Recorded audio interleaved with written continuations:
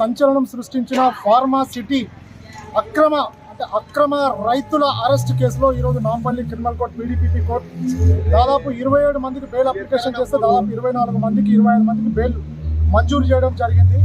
Different surety ఇస్తూ 3 months condition అంటే SHO సమక్షంలో అపియర్ కావాలని చెప్పి Nampally criminal court PDPP special court ఈరోజు ఉత్తర్వులు ఇవ్వడం జరిగింది.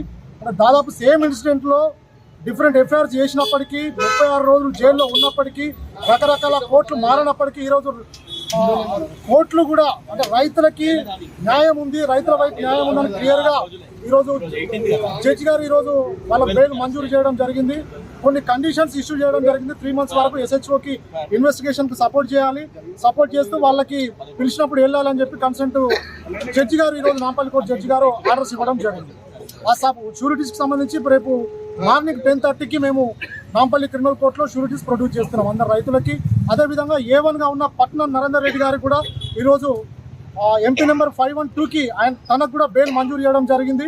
షూరిటీస్ కూడా రేపు మేము సబ్మిట్ చేస్తున్నాం. పట్నం నరేందర్ రెడ్డికి ఎలాంటి కండిషన్స్ పెట్టింది బెయిల్? 3 months వరకు every weekly once every Friday SHO గారి సమక్షంలో అపియర్ కావాలి, 3 months వరకు అపియర్ కావాలి, ఇన్వెస్టిగేషన్కి సపోర్ట్ చేయాలి, కండిషన్స్ ఫాలో కావాలని చెప్పి క్లియర్గా కోర్టు ఆర్డర్స్లో పేర్కొనడం జరిగింది.